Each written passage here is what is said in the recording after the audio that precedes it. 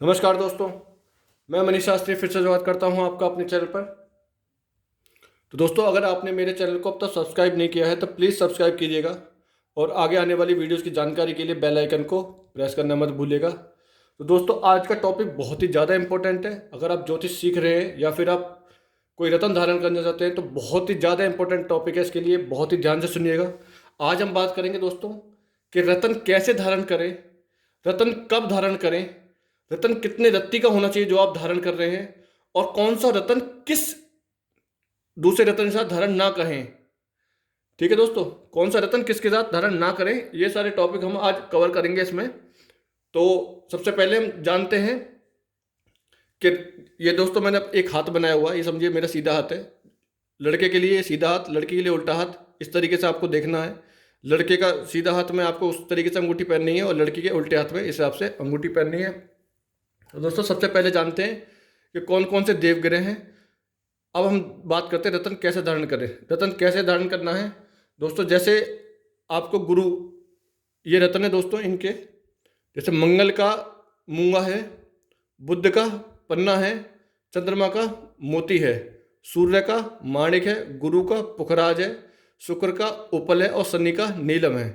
तो ये कैसे धारण करने हैं दोस्तों, ये आपको जब देखना है कि अगर को मंगल का मूंगा धारण करना है, बुध का पन्ना धारण करना है, तो आपको दोस्तों ये रत्न जो है अमावस्या पूर्णिमा की तरफ, जब चांद बढ़ता है अमावस्या पूर्णिमा की तरफ बढ़ता क्रम जो होता है, उसमें आपको मंगल का, बुध का, चंद्रमा का, सूर्य का, गुरु का और शुक्र का, ये आपको पूर्णिमा में, अमावस्या पूर्णिमा की तरफ बढ़ते क्रम में जो है उसमें धारण करना है। और सिर्फ एक नीलम ऐसा शनि का जिसको आपको पूर्ण से अमावस घटते क्रम में वाले में धारण करना, नीलम को। ठीक है दोस्तों, अब इनको कैसे धारण करना है, आपको बढ़ते क्रम में जब आप जो मंगलवार आएगा उस मंगलवार में आपको उस रत्न को रात को कच्चे दूध में भिगोना है, कच्चे दूध में डुबो के रखना है और फिर सुबह गंगाजल से धो के, जिसका भी ग्रह का आप ये कर रहे हैं, रत्न पहन रहे हैं, उसके पहले आपको बीज मंत्र की एक माला करनी है, 108 बार बीज मंत्र करने हैं। उसके बाद आप उसको रत्न को धारण करना है। ठीक है दोस्तों, और एक चीज ध्यान कीजिएगा, कोई भी रत्न, कोई कहता है कि गले में आप उसमें पेंडेंट बना के अपने गले में टांग ले, नहीं दोस्तों, कोई भी रत्न आप पहनेंगे उसको हाथ में पहनना जरूरी है। जरूरी इसलिए है क्योंकि जब तक उस पर सूर्य की धूप नहीं पड़ेगी तब तक वो वर्क नहीं करेगा। जब तक उस पर सूर्य की धूप नहीं पड़ेगी तब तक कोई भी रत्न वो नहीं करेगा, असर नहीं दिखाएगा अपना, तो फिर आपका वो पैसा उसमें बेकार जाएगा। तो इसलिए आपको हाथ में धारण करना है। तो आप ध्यान दीजिएगा दोस्तों, आपको पुखराज, अगर आपका गुरु का पहन रहे हैं आप, गुरु का पुखराज है, तो दोस्तों ये सोने में बनेगा।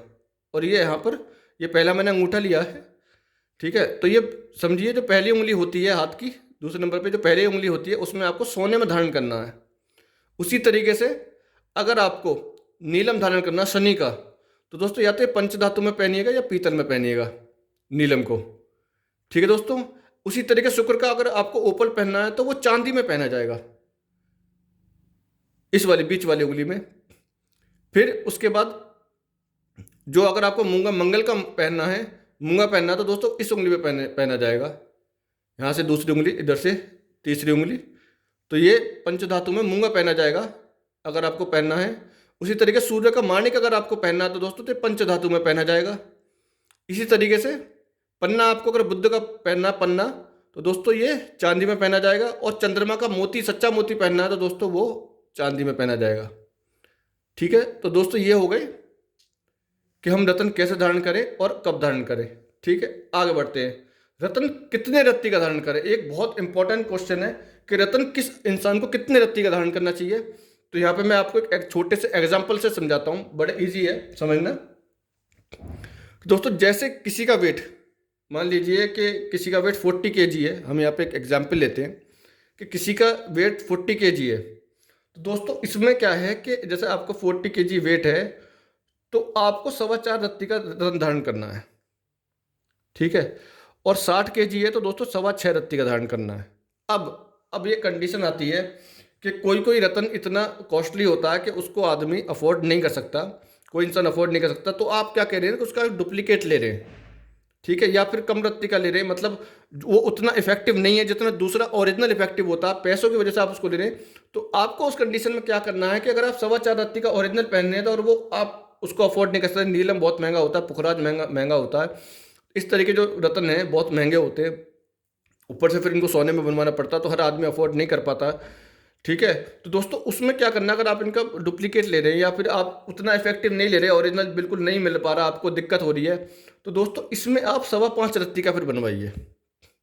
4.25 रत्ती की जगह 1 रत्ती का ज़्यादा बनवाइए, तो उससे क्या होगा, जो उसका घनत्व होगा वो बढ़ जाएगा, वो उतना ही मिलेगा आपको, और उसका जो इफेक्ट होगा वो उसी तरीके का होगा जितना ओरिजिनल का होगा। जब आप उसको 1 रत्ती ज़्यादा बढ़वा देंगे, मतलब 4.25 रत्ती से 5.25 रत्ती करवा देंगे, तो उसका घनत्व बढ़ जाएगा, उसका जो इफेक्टिवनेस है वो बढ़ जाएगी और उसका असर ज़्यादा होगा। उसी तरीके से 60 kg का कोई व्यक्ति है, कोई जातक है, तो वो ओरिजिनल में 6.25 रत्ती का रत्न पहने, तो 6.25 रत्ती का रत्न धारण करे। फिर वही कंडीशन आती है कि अगर वो उस रत्न को अफोर्ड नहीं कर पाता और उसका डुप्लीकेट ले रहा, तो वहाँ भी उसको क्या करना है कि 7.25 रत्ती का उनको पहनना है। देखिए कंडीशन ये होती है कि जब आप ओरिजिनल बहुत सौ को मिल नहीं पाता है या फिर उनको नकली मिल जाता है या पहचान नहीं रहती है, तो उस कंडीशन में बेटर ये है कि आप 1 रत्ती का ज़्यादा रत्न बनवा लीजिए। अगर वो आपको ओरिजिनल नहीं लग रहा है या आप पक्का है कि वो ओरिजिनल नहीं है, तो उसमें 1 रत्ती ज़्यादा बनवा लीजिए, तो उस तरीके से वो काम करता है। देखिए अब मैं आपको एक एग्जांपल समझाता हूँ। एक नीलम होता है, नीलम बहुत महंगा आता है, ओरिजिनल ये 4 लाख का भी आता है, 5 लाख का भी आता है, 1 लाख से शुरू होकर ये आगे बढ़ता रहता है, तो सब ओरिजिनल के ऊपर बात होती है। अब नीलम की जगह एक पत्थर आता है नीली, वो भी दोस्तों अगर आप उसको अच्छा वाला पत्थर लेंगे तो वो भी 40 से 50 हज़ार रुपये का आता है। तो उस कंडीशन में एक एग्जाम्पल से समझिएगा, उस कंडीशन में नीली लेते हैं आप, नीले पत्थर की जगह, तो वो मान लीजिए अगर आपको 6.25 रत्ती का बनवा, तो उसको आप 7.25 रत्ती का धारण कीजिए। ठीक है, तो उसका जो इफेक्टिव होगा वो फिर उतना ही इफेक्टिव जितना आपका ओरिजिनल होगा। ये मान लीजिए 100% असर करेगा तो वो 80% असर करेगा, लेकिन अगर आप उसको 6.25 रत्ती का लेते हैं तो फिर आप सिर्फ वो 40% असर करेगा। ठीक है, अगर आप डुप्लीकेट भी उतने 4.25 रत्ती का लेते हैं तो उसका असर बहुत कम रहेगा, असर करेगा लेकिन कम करेगा, 40% असर करेगा। ठीक है, तो उस तरीके से समझिए दोस्तों कि रत्न आपको 40 किलो वाले 4.25 रत्ती का और 60 किलो वाले को 6.25 रत्ती का ओरिजिनल में, अगर आप वो ओरिजिनल नहीं है, डुप्लीकेट है या उसका कोई ऑप्शन है दूसरा आपके पास अल्टरनेट है, तो 5.25 रत्ती का 40 किलो वाले को और 7.25 रत्ती का 60 किलो वाले को धारण करना है। ठीक है, तो दोस्तों ये आप समझ के रत्न कैसे धारण करना है आपको। कोई भी आप रत्न लेंगे, रात को कच्चे दूध में उसे धोएंगे, दूध में डुबो के रखेंगे, सुबह को नहाएंगे धोएंगे, प्रथम पहर में 4 से 8 बजे के बीच में सुबह के टाइम में आपको वो रत्न धारण करना है। सबसे पहले उसके बीज मंत्र करने हैं, फिर उसको धारण करना है बीज मंत्र के बाद। ठीक है दोस्तों, आगे बढ़ते हैं। अब हम बात करते हैं, एक बहुत इंपॉर्टेंट टॉपिक है दोस्तों, ध्यान दीजिएगा इस पर कि कौन सा रत्न किसके साथ धारण ना करें। बहुत ही समझने वाली चीज़ है, बहुत से लोग इसमें गलती करते हैं, नॉलेज नहीं रहती है, तो मैं आपको एक चीज़ समझाता हूँ आज। देखिए कौन सा रत्न आप किसके साथ धारण नहीं कर सकते, बहुत इंपॉर्टेंट टॉपिक है। देखिए ये ग्रुप हैं जो हैं देवगिरह जो होते हैं दोस्तों, बृहस्पति सूर्य चंद्र मंगल, ये दोस्तों हो गए देवगिरह। अब हो गए दानव गिरह, शुक्र शनि राहु केतु। ठीक है दोस्तों, एक होता है गौमित और लहसुनिया, 2 पत्थर होते हैं, एक राहु के लिए होता है गौमित और केतु होता है लहसुनिया के लिए। कभी भी आपको ये धारण नहीं करने हैं।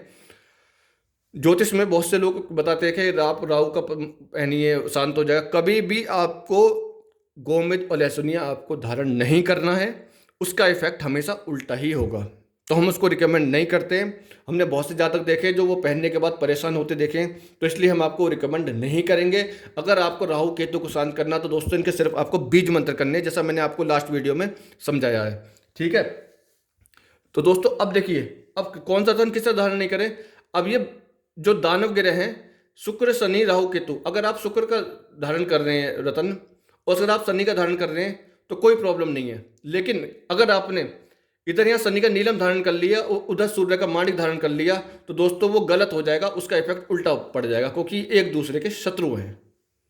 ठीक है, अब आते हैं बुध के। देखिए अब जैसे बुध इन 2 का देव ग्रह का मित्र है, बृहस्पति सूर्य का, और इधर इनका मित्र है, तो इसमें आप क्या कर सकते हैं कि बुध के साथ आप शुक्र का भी धारण कर सकते हैं और बुध के साथ आप शनि राहु केतु का तो हम रिकमेंड करते ही नहीं, शुक्र शनि और बृहस्पति सूर्य का धारण कर सकते हैं। लेकिन आप बुध के साथ कभी भी, बुध के मतलब पन्ना के साथ पन्ना के साथ कभी भी सच्चा मोती और मूंगा धारण नहीं कर सकते, क्योंकि इनमें इनकी शत्रुता है। तो वो धन आपको नहीं धारण करना है। जो देवगिरह हैं, ध्यान दीजिएगा, जो देवगिरह हैं, आप उनके रत्न धारण कर सकते हैं। जिनकी आपस में मित्रता है या दानव गिरह, उनके रत्न धारण कर सकते हैं। आप अपोजिट देवगिरह के साथ दानव गिरह का रत्न धारण नहीं कर सकते हैं। अगर आपने इन, मान लीजिए एक एग्जाम्पल और लेते हैं, आपने मंगल का मूंगा धारण करा है और आप उसके साथ आप शुक्र का ओपल धारण करना चाहते हैं, तो दोस्तों मत करिएगा। अगर आपको किसी ने ओपल बताया है तो आप ये देखिएगा महादशा किसकी चल रही है। ठीक है, मैं यहाँ सिर्फ बात कर रहा हूँ ना तो अंतरदशा की ना प्रतंत्र दशा की, मैं बात कर रहा हूँ महादशा किसकी चल रही है। मान लीजिए कि आपकी महादशा शुक्र की चल रही है और आपने मूंगा धारण कर रखा है, तो आप उसको उतार दीजिएगा, मूंगे को उतार दीजिएगा और शुक्र का ऊपर धारण कीजिएगा। उसे उतारने के बाद जिसकी महादशा चल रही है, मान लो आपको लग रहा है कि शुक्र आपके राशि में है और अच्छे फल देने वाला है, लेकिन उसकी डिग्री कम है बहुत, या मृत अवस्था में, वृद्ध अवस्था में, तो आपको उसका रत्न धारण करना। तो दोस्तों पहले आपको मंगल का रत्न उतारना पड़ेगा। ध्यान दीजिएगा, मंगल का उतार के तब आपको शुक्र का धारण करना है, साथ में धारण नहीं करना है। ठीक है, तो ध्यान दीजिएगा, देवगिरह बृहस्पति सूरज चंद्र मंगल। मान लीजिए एक एग्जांपल लेते हैं कि आप बृहस्पति का पुखराज धारण कर सकते हैं, तो उसके साथ आपको चंद्रमा के सच्चा मोती भी धारण कर सकते हैं, मंगल का भी धारण कर सकते हैं और सूर्य का माणिक भी धारण कर सकते हैं। इन चारों का आप धारण कर सकते हैं। लेकिन अगर आप बात करें कि बृहस्पति के साथ पुखराज के साथ आप नीलम या ओपल धारण करें, तो दोस्तों मत कीजिएगा, बिल्कुल मत कीजिएगा, उसमें नुकसान हो जाएगा। वो इफेक्ट नहीं रहेगा, उनका नेगेटिव इफेक्ट हो जाएगा, आपकी सेहत खराब हो जाएगी, प्रॉब्लम हो जाएगी। जो प्रॉब्लम आप जिस प्रॉब्लम के लिए पहन रहे हैं वो भी उल्टा सीधा हो जाएगा। तो वो मत करिएगा आप अपने जीवन में, उससे कठिनाई बढ़ेंगी।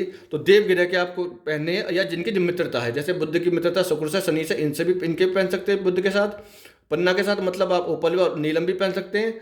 और अगर आप पन्ना के साथ ये पहनना चाहते हैं बृहस्पति का पुखरा, सूर्य का माणिक, तो ये भी पहन सकते हैं। ठीक है, लेकिन बुद्ध के साथ चंद्रमा मंगल नहीं पहन सकते। तो ध्यान दीजिएगा, जिनकी जिनसे मित्रता उनके ही पहन सकते हैं। देवगिरह अलग हैं, दानव गिरह अलग हैं। तो उसी हिसाब से आपको रत्न धारण करना, देख के सोच समझ के। ठीक है दोस्तों, तो आज के लिए इतना ही। मैंने आपको आज बता दिया रत्न कैसे धारण करें, रत्न कब धारण करें, रत्न कितने दत्ती का धारण करें, कौन सा रत्न किसके साथ धारण करें। दोस्तों अब भी कोई आपको प्रॉब्लम रहती है, रत्न धारण करने से कोई प्रॉब्लम आती है, तो नीचे मेरा व्हाट्सएप नंबर आ रहा है, तो आप उसमें कांटेक्ट कर लीजिएगा। मैं आपको एडवाइस कर दूंगा कि कौन सा रत्न किसके साथ धारण करना है और कब धारण करना है। कोई भी आपको कोई कन्फ्यूजन रहता है तो उसको क्लियर कर देंगे। ठीक है दोस्तों, तो आज के लिए इतना ही, धन्यवाद।